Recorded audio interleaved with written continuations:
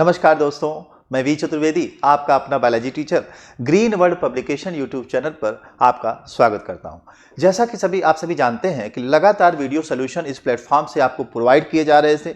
आपकी जो एग्ज़ाम्स हैं वो काफ़ी पास आ चुके हैं, इस वजह से आपको क्विक रिवीजन के बेसिस पे यहाँ चीज़ें आपको उपलब्ध रहेंगी। आप क्वेश्चन बैंक के सहारे के साथ साथ वीडियो सोल्यूशन का भी सहारा लेकर के आप अच्छे से रिवाइज कर सकते हैं। देखते हैं आज हमारे पास जो बचा हुआ है। जैसा कि आप सभी जानते हैं, बायोलॉजी वाले पोर्शन में हम लोग जो चैप्टर पढ़ रहे थे वो चैप्टर 9 था और चैप्टर 9 में हमको जैव प्रौद्योगिकी सिद्धांत व प्रक्रम यानी प्रिंसिपल एंड प्रोसेसेस के बारे में यहाँ हमें समझना और जानना था। तो जैसा कि आप सभी इसके बारे में जो समरी थी लेसन की उसको आपने देखा था। आगे अगले स्टेप पे हम आप देखेंगे कि आगे क्या कह रहा है चैप्टर और इसमें हमें क्या पढ़ना है। चलिए देखिए, कुछ क्वेश्चंस जैसा कि हर बार हर चैप्टर में हम आप सेलेक्ट करते हैं, उस पर बात करते हैं, डिस्कस करते हैं, उसी तरह से एक क्वेश्चन एक सेलेक्ट किया गया है। क्वेश्चन को ध्यान से आप सभी देखें। क्वेश्चन आपके सामने है मेरे बच्चों, ध्यान से इस क्वेश्चन को आप देखें और क्वेश्चन पे क्या राइटिंग करनी है इस पर आप अपना जो है एक मेथोलॉजी सेट कर ले। देखिए क्वेश्चन में पहला जो बन के आ रहा है सिस्टम जिसके अनुसार आपको करना है वो है, देखिए दिया गया है प्लाज्मिड कहाँ पाए जाते हैं, इनके क्या उपयोग हैं। तो पहला क्वेश्चन तो यहीं से उठा दिया कि प्लाज्मिड कहाँ है और इसकी उपयोगिता आपको बतानी है। तो प्लाज्मिड के बाद जो दूसरा इंपॉर्टेंट क्वेश्चन है वो है क्या, प्लाज्मिड वेक्टर पर आप टिप्पणी लिखिए। दूसरा क्वेश्चन क्या है, प्लाज्मिड वेक्टर पे आपको क्या लिखना है, टिप्पणी लिखना है। आगे दिया गया है प्लाज्मिड क्या है और यहां देखिए PBr 322 पर क्या लिखना है, टिप्पणी लिखना है। ये इंपॉर्टेंट टर्म बन जाता है। अगर आपको शॉर्ट वे दे देता है तो आप परेशान ना हो, इस वजह से इस चीज को आपको अच्छे से ध्यान देना रहेगा। आगे बढ़िए, प्लाज्मिड की व्याख्या कीजिए, इसका उपयोग भी बताइए और लास्ट में है प्लाज्मिड पर टिप्पणी लिखिए। अगर हम बात करें प्लाज्मिड की तो प्लाज्मिड एक्स्ट्रा क्रोमोसोमल मटेरियल है एक तरह से, जो कि पाया जाता है और कि आप देखेंगे बैक्टीरिया में मैक्सिमम, और आपके लिए यह क्वेश्चन बहुत इंपॉर्टेंट हो जाता है। तो थोड़ा सा इसमें देखेंगे एक आंसर राइटिंग में हम आप क्या लिख सकते हैं, क्या हो सकता है। आंसर राइटिंग के बारे में देखा जाए तो यहां आपके सामने मेरे बच्चों दिया गया है आंसर राइटिंग में प्लाज्मिड दिया है, प्लाज्मिड वेक्टर। प्लाज्मिड जीवाणु कोशिका में प्राकृतिक रूप से पाए जाते हैं। यह एक दोहरे स्ट्रैंड वाला DNA अणु है जो केंद्रक या न्यूक्लियाइड में पाया जाता है। तो पहला क्या है ये कि डबल स्टैंडर्ड है, डबल स्टैंडर्ड,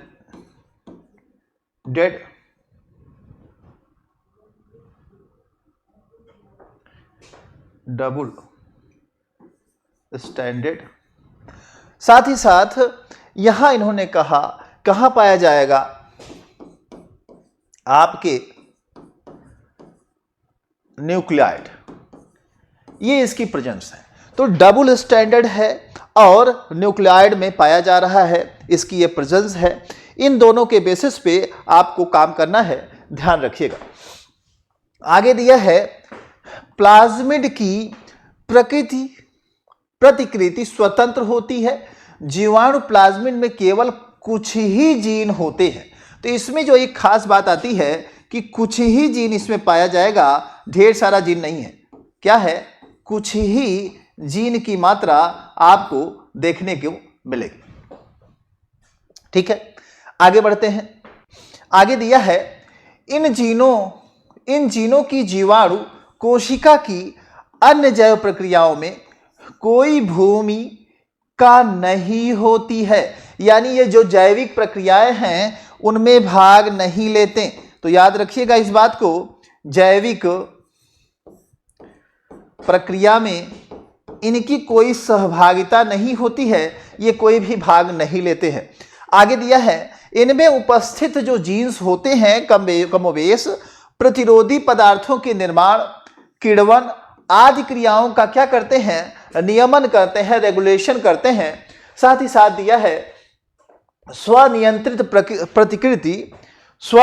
प्रतिकृति गुण होने के कारण ये दो प्रकार के प्लाज्मिड हो सकते हैं। यानी इनको अगर टाइप से देखा जाए प्लाज्मिड जो होता है वह दो प्रकार का हो सकता है। पहला कौन सा है, एकल प्रतिलिप प्लाज्मिड, प्रतिकृत करके एक ही प्रतिलिप बनाते हैं, इसी वजह से इनको क्या कहते हैं, एकल प्रतिलिप प्लाज्मिड।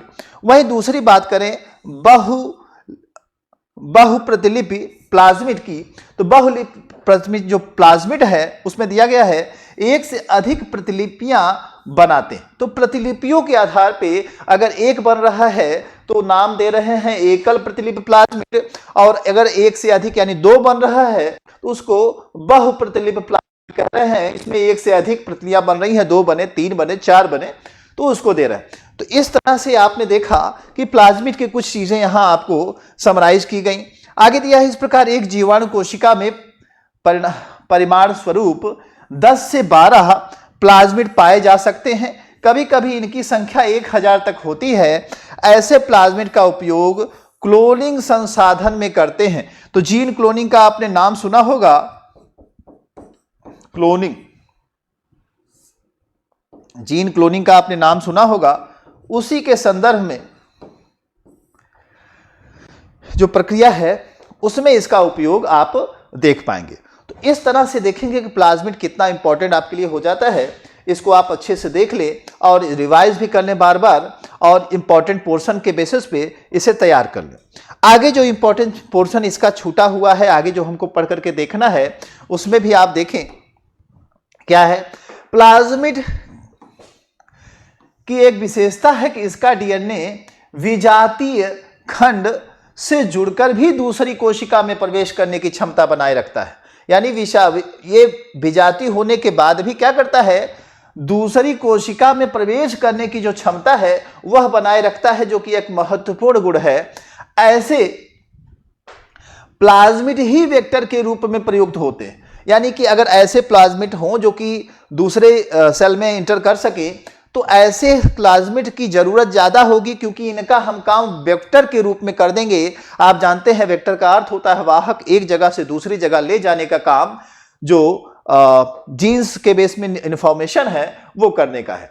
वही देखिए सबसे पहला आनुवांशिक इंजीनियरिंग से तैयार किया गया जो वेक्टर प्लाज्मिड है वो क्या है, उसी की बात हो रही है।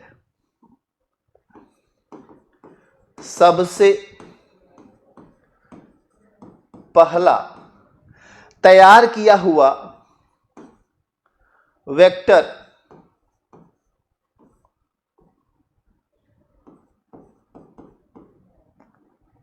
प्लाज्मिड, वेक्टर प्लाज्मिड PBr322 ये वाला है। इसका आप नाम देख याद रखिएगा। ये कभी कभी दे सकता है और पूछ सकता है कि आखिर ये है क्या। तो ये वेक्टर प्लाज्मिड है जिसको कि सबसे पहले तैयार किया गया था मेरे दोस्तों। आगे दिया है जिसे ई कोलाई, जिसे आप स्क्रिशिया कोलाई कहते हैं, कोलाई प्लाज्मिड से तैयार किया गया था। इसको बोलिवर और रायगुड नामक साइंटिस्ट हैं जिन्होंने तैयार किया था। साइंटिस्ट को आप देख लीजिए कौन है। एक है बोलिवर साहब, देखिए लीवर है, बोलिवर, ठीक है, नाम थोड़ा याद करने में आसानी होगी, बोलिवर। वहीं देखिएगा रोड्रीग्यूज,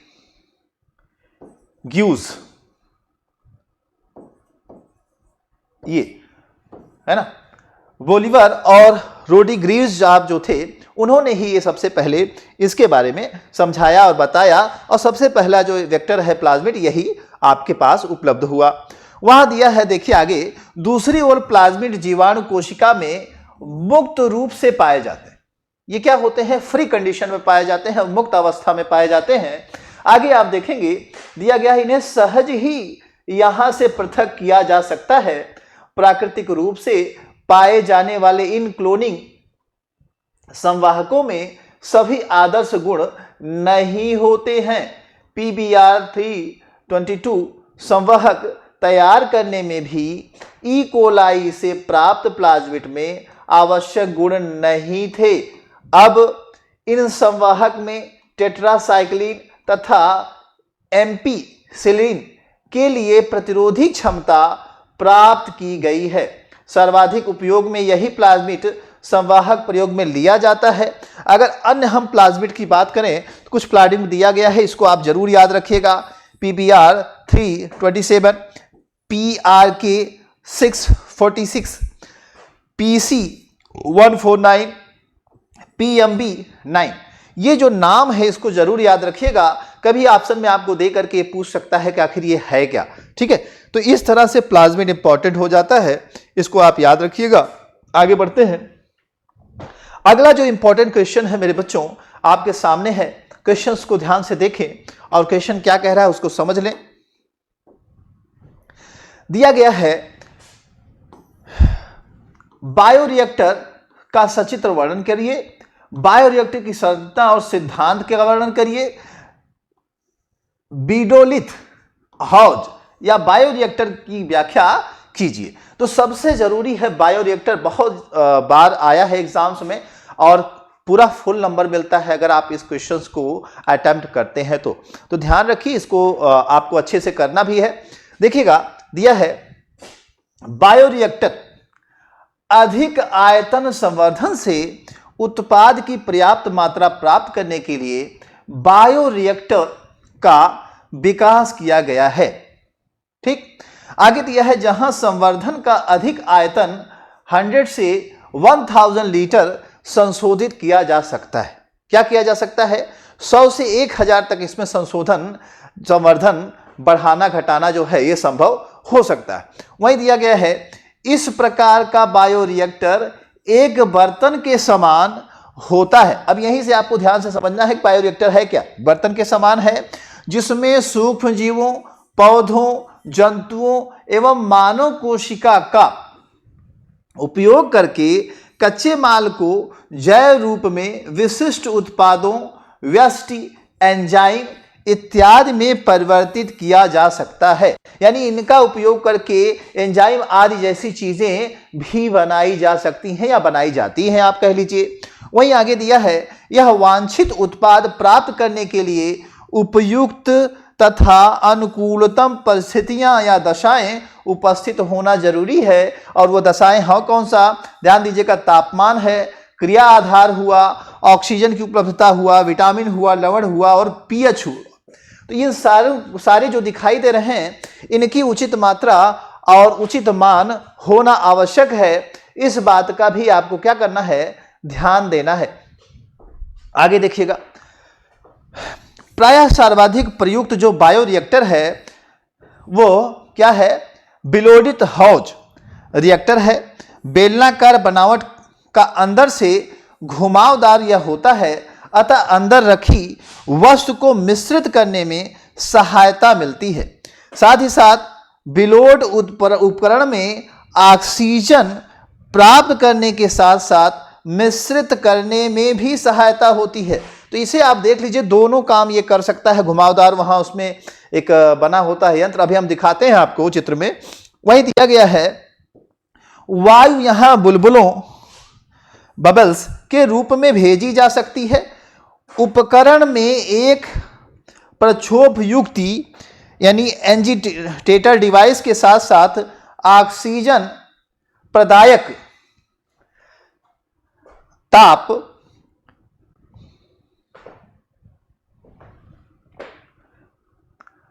आप देखेंगे यहां आपको दिखाया गया है झाग व पीएच।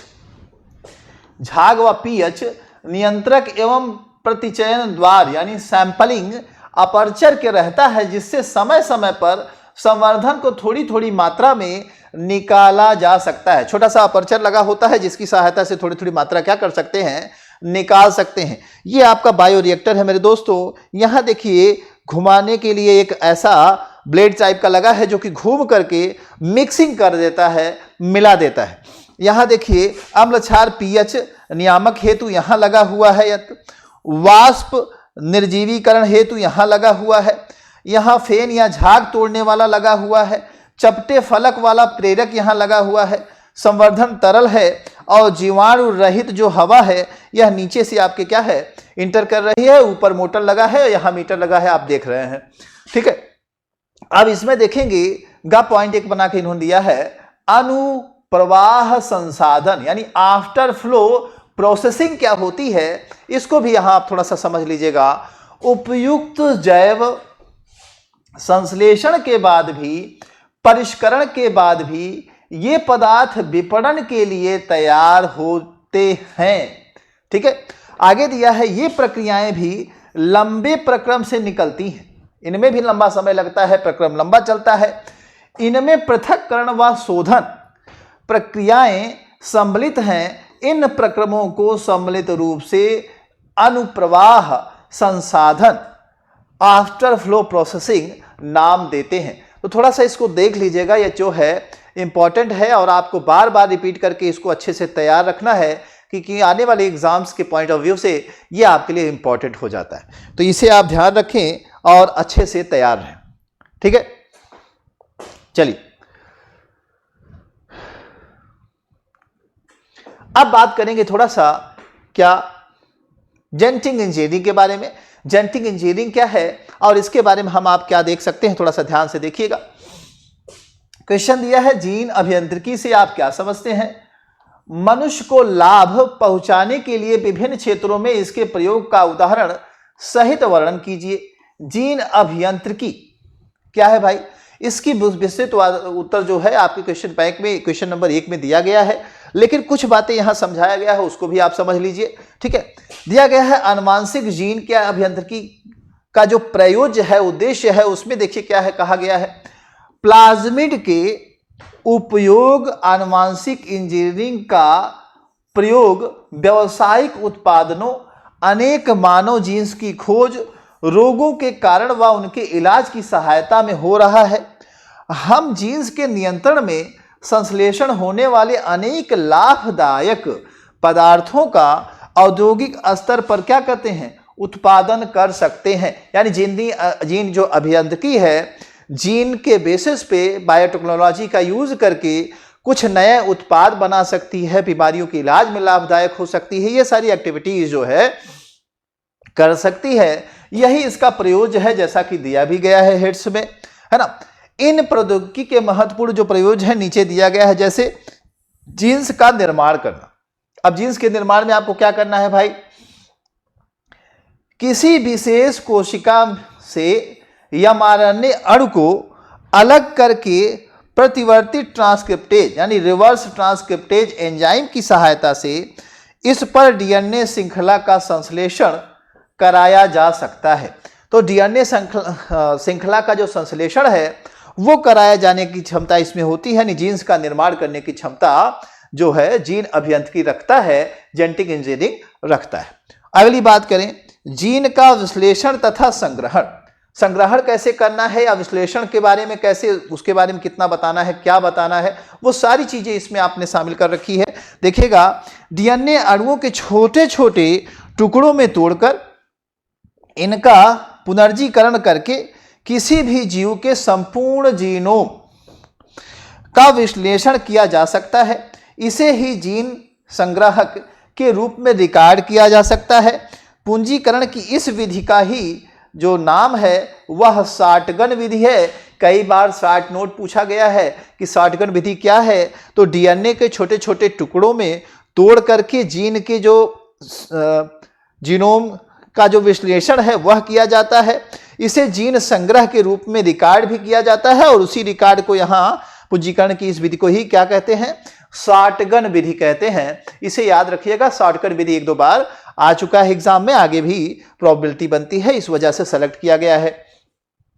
अगला जो पोर्शन है जो उपयोगिता बताया गया है उसके आधार पे, तो देखिए विषाणु प्रतिरोधी जो मुर्गियां हैं उनको बनाया जाना। आप जानते हैं कि ढेर सारी जो रोग हैं वायरल, वह भी मुर्गियोंवादी से हुए थे। H1N1 आपने नाम सुना था।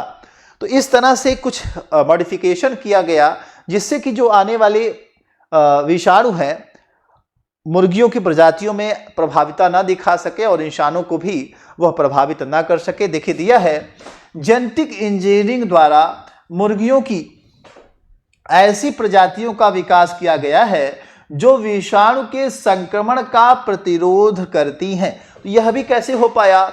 जेनेटिक इंजीनियरिंग के थ्रू ही हो पाया दोस्तों। तो इस वजह से यह इंपॉर्टेंट हो जाता है जेनेटिक इंजीनियरिंग, इसे आपको याद रखना है। आगे बात करें, व्यक्तिगत जीन्स को अलग अलग करना, यह भी संभव इन्हीं से है। क्या करना है इसमें देखिए दिया है, जीन्स को अलग करने की जो तकनीकी है उसका भी विकास इसी के थ्रू हुआ है, यानी जेनेटिक इंजीनियरिंग के थ्रू ही हुआ है। विशेष प्रकार की प्रोटीन बनाने वाली जीन्स या आरएनए जीन्स, नियंत्रण करने वाली जीन्स आदि जो है इनके थ्रू क्या किए जाते हैं, बनाए जा सकते हैं।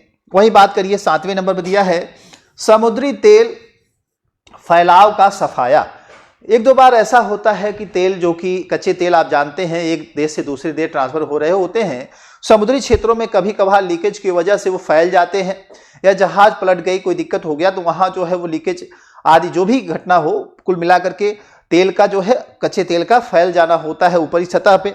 उस सतह पे जो उनका फैलाव हो जाता है उसको समाप्त करना होता है, अन्यथा जो तेल है वो सतह पे रहने की वजह से जो समुद्री जीव है वो मरने लगते हैं, एक्सपायर करने लगते हैं। तो इस घटना में सहायता के लिए समुद्री तेल फैलाव का सफाया करने के लिए कुछ बग वगैरह बनाए जाते हैं। तो इसमें देखिए उसका भी उपयोग बताया गया है। तो पुनर्संयोजित डीएनए को एक समुद्री जीवाणु में प्रवेश कराया जाता है।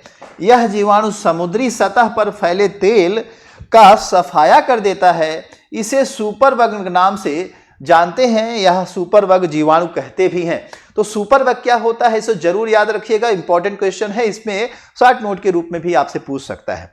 वही 8वें नंबर पे देखिए पॉइंट्स बनाया गया है, पौधों में नाइट्रोजन का अनुबंधन कैसे हो, इसके लिए भी जेनेटिक इंजीनियरिंग काम करता है। इसके द्वारा नाइट्रोजन स्थिरीकरण की क्षमता रखने वाले जीवाणुओं का संवर्धन करके इन्हें फल रहित पदार्थों में प्रविष्ट कराया जाता है। तो यह इंपॉर्टेंट हो जाता है। अगला 9वां है क्या, आनुवंशिक जो रोग है उनका पता लगाना। तो यहां देखेंगे अनेक रोगों का गर्भ में ही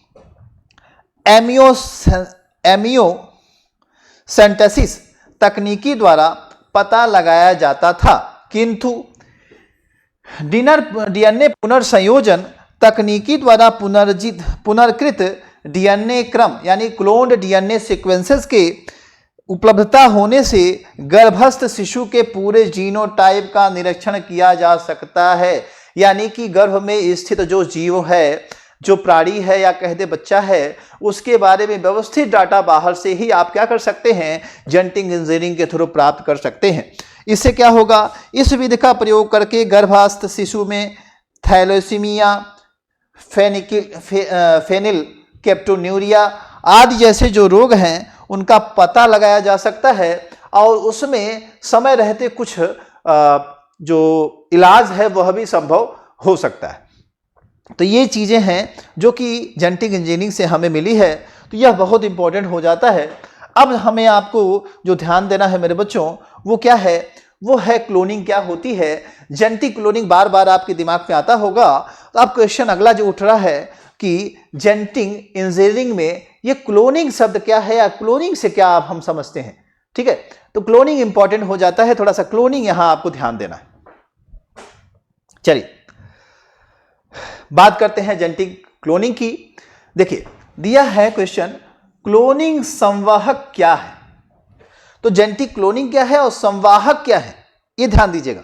संवाहक का मतलब होता है एक जनरेशन से दूसरी जनरेशन, एक ऑर्गेनिज्म से दूसरे ऑर्गेनिज्म ले जाने वाला वाहक, संवाहक। ठीक है, देखिएगा क्लोनिंग संवाहक यानी डीएनए अणु जिसमें किसी पोषक कोशिका यानी होस्ट सेल में गुणन यानी रेप्लिकेशन करने की क्षमता पाई जाती है, एवं जिसमें क्लोन किए जाने वाले विजातीय डीएनए फॉरेन डीएनए खंड की जोड़ सकते हैं, वाहक या वेक्टर कहलाते हैं। पहली बात तो द्विगरण की क्षमता होती है, इसमें वो डुप्लीकेशन कर सकता है, द्विगरण की क्षमता रखता है। दूसरा बात इसमें आपसे कह रहा है कि यह जो है फॉरेन जो डीएनए खंड है उससे जुड़ करके वाहक या वेक्टर के रूप में एक से दूसरे सेल्स में ले जाने की क्षमता भी रखता है। वही दिया गया है पुनर्योजित जो डीएनए है उत्पाद में क्लोनिंग संवाहक के प्रमुख 3 उद्देश्य जो है वह कुछ इस तरह से है जो पॉइंट्स के रूप में आपके सामने है। ध्यान दीजिएगा। पहला, किसी विशिष्ट डीएनए खंड की असंख्य प्रतियां प्राप्त करना। अगर एक से अधिक हमें कॉपी चाहिए डीएनए खंड की तो उस कॉपी को बनाने की जो तरीके हैं वह जेनेटिक इंजीनियरिंग में क्लोनिंग संवाहक की ही सहायता से संभव है। अगर क्लोनिंग संवाहक न वर्क करेगा तो जो कॉपी है वो बन नहीं पाएगी, उसमें असुविधा होगी। तो इस चीज को आपको याद रखना है।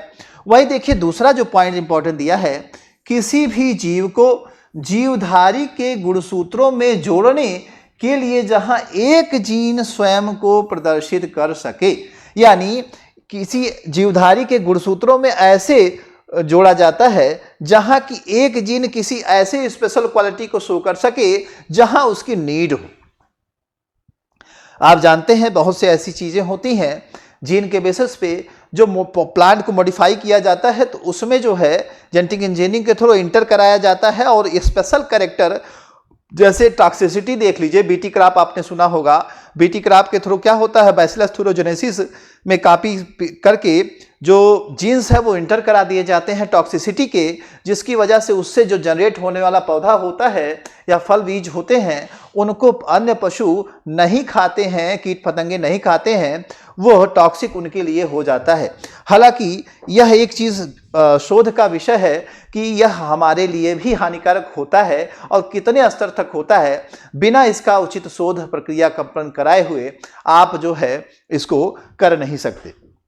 आगे देखिए तीसरा पॉइंट दिया गया है, किसी जीन से उत्पन्न प्रोटीन की अत्यधिक मात्रा प्राप्त करने के लिए भी इसका क्या करते हैं, उपयोग करते हैं। यानी अगर हमको प्रोटीन की अत्यधिक मात्रा की भी आवश्यकता है तो इन्हीं की सहायता से हम क्या करेंगे, उसे प्राप्त कर पाएंगे। आगे दिया है उद्देश्य, उपयुक्त उद्देश्यों को प्राप्त करने के लिए डीएनए खंडों को ऐसे डीएनए अणुओं के साथ जोड़ते हैं जिनमें स्वयं प्रतिकृति की क्षमता पाई जाती है। ऐसे डीएनए अणुओं को संवाहक या वेक्टर कहते हैं। आगे दिया गया है, जीवाणु प्लाज्मिड एवं डीएनए युक्त विषाणु सबसे अधिक उपयोग में आने वाले संवाहक होते हैं। आगे दिया गया है, इन संवाहक में आवश्यक डीएनए खंड को जोड़ने इन संवाहकों को एक उपयुक्त पोषक या होस्ट में प्रवेश कराने प्रवेश करा देते हैं, जहां ये संवाहक पोषक को कोशिका के साथ या पोषक को कोशा में स्वतंत्र रूप में विभाजित होकर अपनी संख्या में वृद्धि करते हैं। इस प्रकार इन संवाहकों में वांछनीय जो डीएनए है खंड है वह पुनर्संयोजित करके वांछनीय जीन की असंख्य प्रतियां प्राप्त करते हैं। तो असंख्य प्रतियां इन्हीं के थ्रू मिल जाती हैं, तो यह इंपॉर्टेंट हो जाता है। तो जो क्लोनिंग संवाहक है, देखिए क्लोन तो जो चीज था वो तो आप समझ रहे थोड़ा बहुत, लेकिन जो संवाहक के रूप है उसको यहाँ समझाया गया है। तो इसमें आपको क्या लिखना है, क्या मैटर आपके पास होने चाहिए, ये चीज़ इंपॉर्टेंट हो जाती है। इसको आप अच्छे से देख लीजिए और उसी के अनुसार आप जो है मटेरियल ध्यान देंगे कि क्या आपको पुट आउट करना है। उम्मीद है ये बातें आपको समझ में आ रही होंगी। तो इसमें जो है एक पॉइंट यहां दिया गया है आपके लिए, एक पॉइंट आपके लिए कहां दिया गया है, यहां है, दूसरा यहां है, तीसरा यहां है। ये जो तीनों पॉइंट्स हैं यह आपके लिए बहुत महत्वपूर्ण है। इनको आप अच्छे से देखें, इसको बार बार रिपीट करें ताकि जो है ये चीजें आपके पास उपलब्ध रहें। चलिए अब यहां से आपका जो यह सेक्शन है मेरे दोस्तों, यह सेशन कंप्लीट होता है और साथ ही साथ यह लेसन भी कंप्लीट होता है।